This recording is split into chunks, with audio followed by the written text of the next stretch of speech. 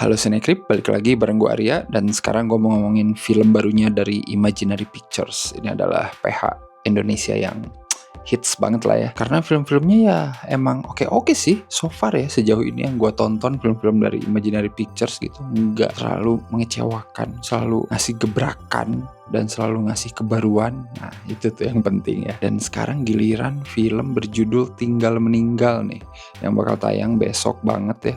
Gue udah nonton pas kemarin beberapa hari lalu, ada screening terbatas gitu di Senayan City. Jadi gue cobain nonton dan wah gila sih. Gue cukup terkejut ya karena ini adalah film dari sutradara debutan ya, Christo Emmanuel. Yang kita tahu dia itu aktor juga, tapi jauh sebelum itu kan dia itu sering niruin suara aktor.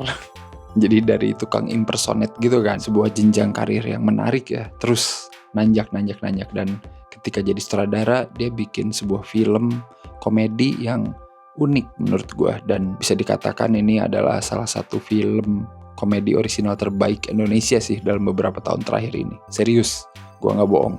Jadi buat kalian yang gak sabar nungguin skornya gitu ya di akhir video dan nanya, ini oke gak buat ditonton bang? Udah tonton aja langsung sekarang. Tapi alasannya simple sih kenapa gue bilang lu nonton aja langsung Tinggal Meninggal. Karena buat gue pribadi ya, Tinggal Meninggal itu kayak gue nonton film yang gue tahu gitu ini filmnya siapa. Gini ya cara mensimplifikasinya. Misalkan gue nonton film Wes Anderson gitu, gue tahu wah ini Wes Anderson banget nih filmnya gitu. Atau gue nonton film Jokan gitu, wah ini film Joko Anwar banget nih. Tinggal Meninggal itu gue ngerasain hal itu gitu. Ini ada potensi jadi film yang emang Christo banget. Dan mungkin di film-film selanjutnya gue bakal tahu kalau film yang nanti dibuat Christo itu bakal kelihatan banget DNA-nya dia gitu di film ini. Visinya tuh jelas gitu cuy.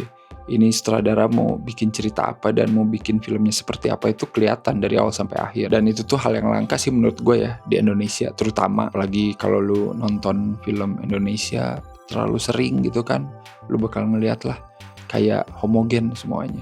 Jarang gitu ada yang stands out. Nah ini tuh salah satunya film yang stands out menurut gue ya. Itu langka sih menurut gue. Kalau ngomongin ceritanya, ini cerita soal Gema ya, yang diperanin sama Omara Esteglal, yang belum lama ini tampil memukau di Pengepungan Bukit Duri. Doi ini ceritanya karyawan agensi, tapi dia ini kelakuannya aneh, unik, suka ngomong sendiri, terus kayak canggung, awkward gitulah.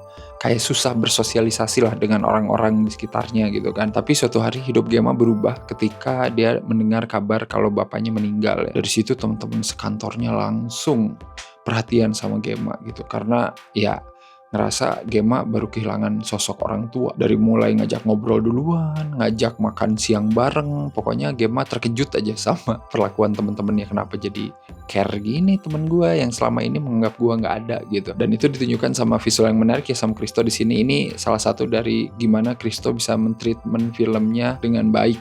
Itu gue suka banget sih. Jadi nanti diliatin POV-nya itu lewat orang lain dulu, ada temennya si Gema yang lain. Tapi ada suara Gema sebagai narator di situ yang lagi ngomongin soal dirinya. Tapi kita nggak tahu dia siapa sampai akhirnya nanti Gemanya nongol tapi di belakang banget jauh gitu. Terus dia bilang, hehehe gue di sini. Nah itu salah satu treatment yang sederhana, simple tapi bermakna kalau buat gue ya, untuk ngeliatin betapa tidak dianggapnya Gema. Anyway, setelah Gema diperlakukan spesial sama temen-temennya, dia kan merasa wah seru juga punya teman, asik juga punya teman, ini yang gue pengen dari dulu gitu ya. Tapi lama-lama perhatian itu hilang tuh seiring waktu. Biasanya kan yang kayak gitu-gitu perhatian cuman ya basa-basi doang gitu ya. Nah si Gema ini berpikir gimana caranya biar teman-teman gue tetap perhatian terus. Dan disitulah dia bikin kebohongan-kebohongan baru ya soal kematian anggota keluarganya yang lain. Idenya sih bukan yang baru-baru banget ya, karena udah banyak ide soal karakter yang berbohong terus-menerus gitu demi mendapatkan tujuan utamanya. Dan itu udah dilakukan di banyak film juga. Bahkan kayaknya belakangan ini gue baru banget nonton, masih fresh lah, beberapa bulan yang lalu gitu, 2 bulan yang lalu gue nonton film Inggris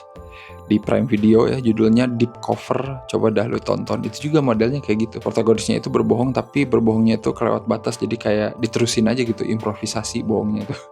Tapi itu lucu sih. Nah kayak gitu Tinggal Meninggal tuh. Cuman ini ya dengan sentuhan Christo lah ya. Tapi justru itu yang bikin gue suka sama filmnya. Karena ya itu dia, Christo itu bisa menerjemahkan gitu ide soal kebohongan ini ke filmnya dengan baik. Balik lagi ya, gue bilang ide mah banyak guys, pasti kepikiran sama siapapun, tapi ada nggak yang bisa mengeksekusi ide itu dengan baik? Karakter Gema ini bohong aja terus gitu, gimana caranya biar temen-temennya percaya bedanya di sini karakter si Gemma ini unik gitu, aneh, suka ngomong sendiri. Itu udah jaminan banget sih buat jadi adegannya lebih lucu menurut gue ya. Karena di film ini tuh menurut gue komedinya itu lebih terbangun karena situasi, bukan karena komedi slapstick ya yang konvensional. Christo tau banget dia nggak usah bikin karakter yang lucu untuk bikin filmnya jadi lucu. Dia cukup bikin karakter dengan sifat-sifatnya yang berbeda, terus ditabrakin sama karakter Gemma yang sifatnya udah lebih beda lagi dari yang lain.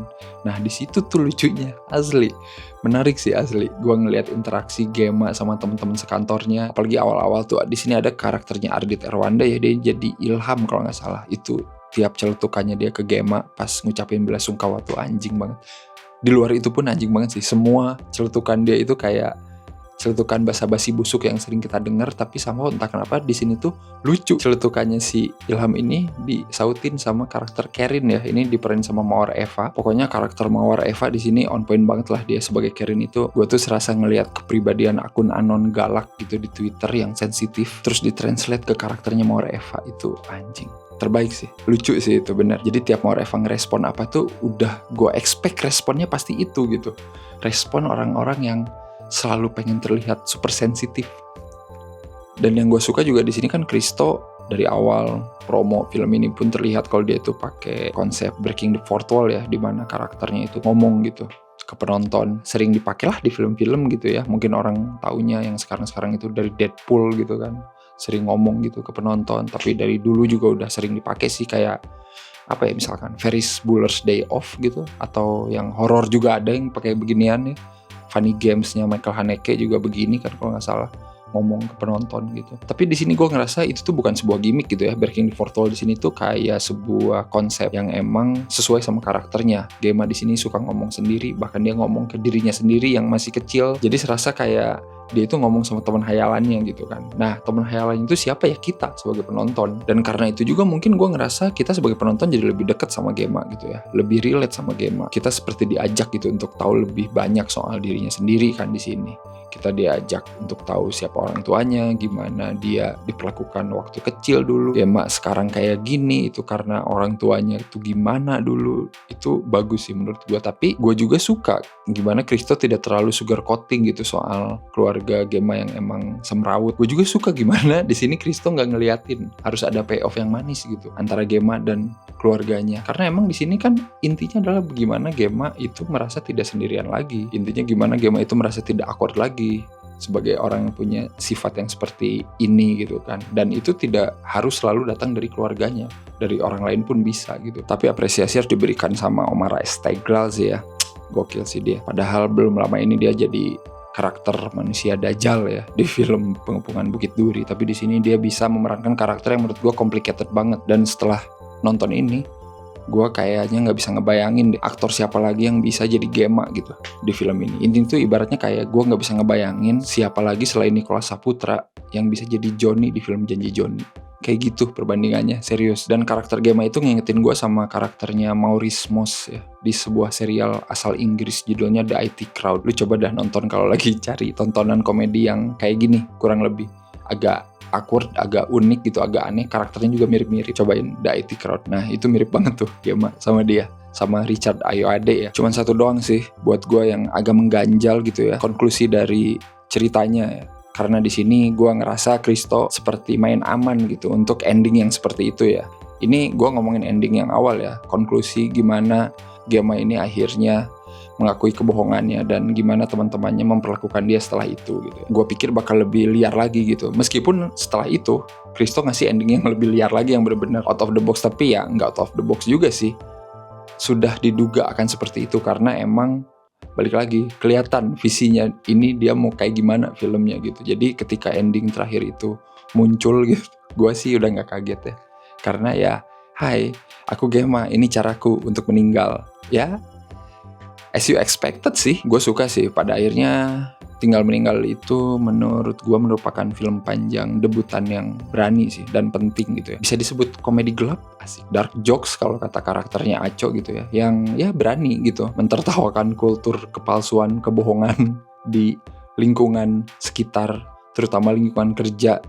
Itu gue harus apresiasi sih, relatable banget buat kalian, apalagi yang kehidupannya mungkin kayak Gemma gitu ya, kerja di sebuah perusahaan di sebuah agensi gitu, ketemu dengan beragam macam orang, tapi kan kita nggak pernah tahu gitu siapa yang tulus, siapa yang beneran sayang. Mungkin buat penonton kasual, paruh awal film itu bakal terasa aneh gitu, tapi lu coba sabar aja dulu dikit. Ketika semuanya udah jelas gitu, nah lu bakal tahu kenapa film ini sangat penting dan sangat menarik untuk ditonton. Percaya aja lu nonton ini kayak pengalaman sinematik yang seru. 2 jam, hampir 2 jam filmnya. Nggak kerasa sih buat gua.